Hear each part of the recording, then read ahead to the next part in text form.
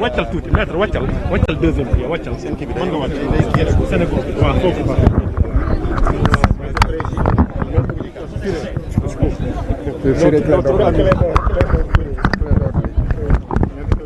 Bon, voilà, tout le monde a entendu le verbe.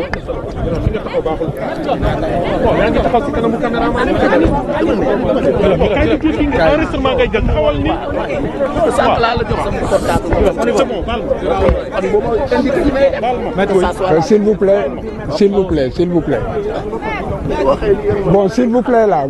On est avec vous. Bon, je peux commencer? Voilà, vous avez tous suivi le verdict. Et je crois que cela fait sourire.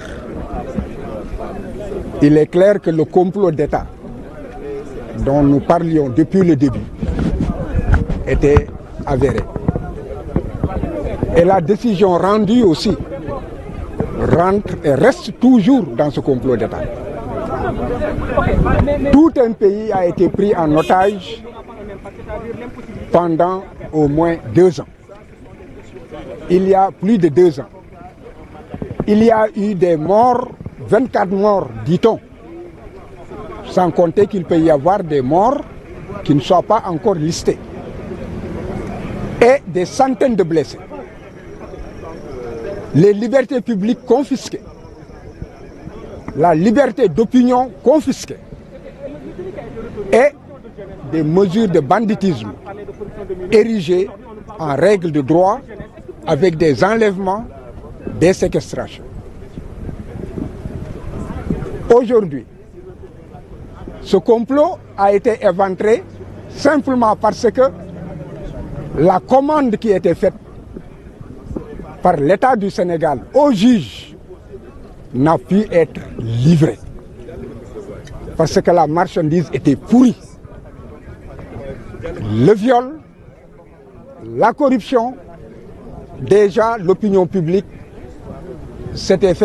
avait son opinion là-dessus. Et les juges qui avaient la commande de le condamner n'ont pu donc livrer la commande et ont effectivement confirmé ce que l'opinion avait déjà jugé et retenu. Cependant, il y a eu une substitution de la commande avec une marchandise tout aussi pourrie.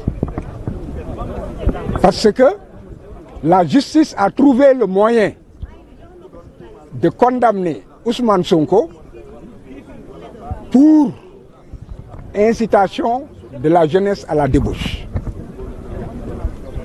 C'est technique, je n'y reviens pas. Mais ce qui peut être compris par tout le monde, c'est que nul ne peut être jugé sans qu'il soit mis en mesure et en mesure de se défendre sur les éléments qui lui sont reprochés.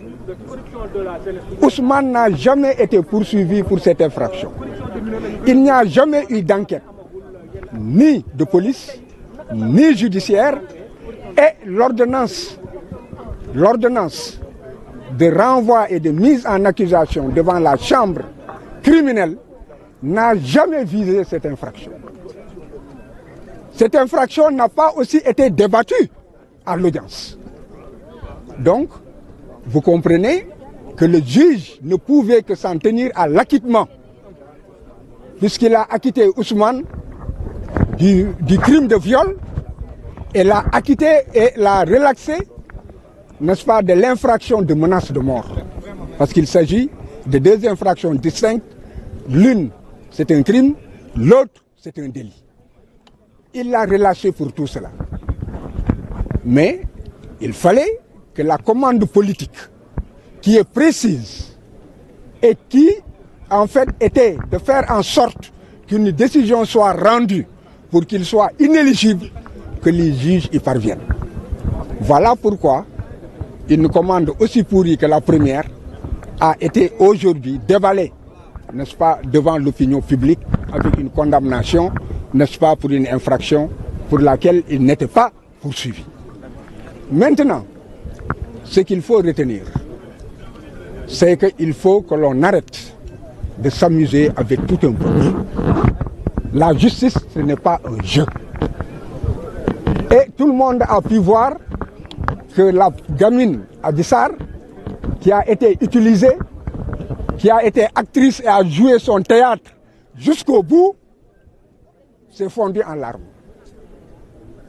Parce qu'elle s'est rendue compte à la dernière heure qu'elle a été utilisée et qu'il y a eu beaucoup de morts et beaucoup de mal causés, comment dirais-je, au peuple sénégalais. Peut-être que si on lui laisse la vie, si les commanditaires lui laissent la vie, elle prendra ses responsabilités pour demander pardon au peuple sénégalais et leur expliquer ce qu'elle a déjà commencé, ce qu'elle avait déjà commencé à faire et qui a été versé au débat, à savoir que tout cela ne relève que d'un complot d'État.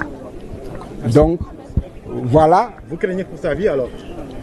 Qui pour Adji Sarr? J'ai toujours craint pour la vie d'Adji Sarr parce que lorsque l'État utilise une personne dans un complot, il finit toujours par s'en débarrasser pour que dans l'histoire ne soit pas révélée la vérité.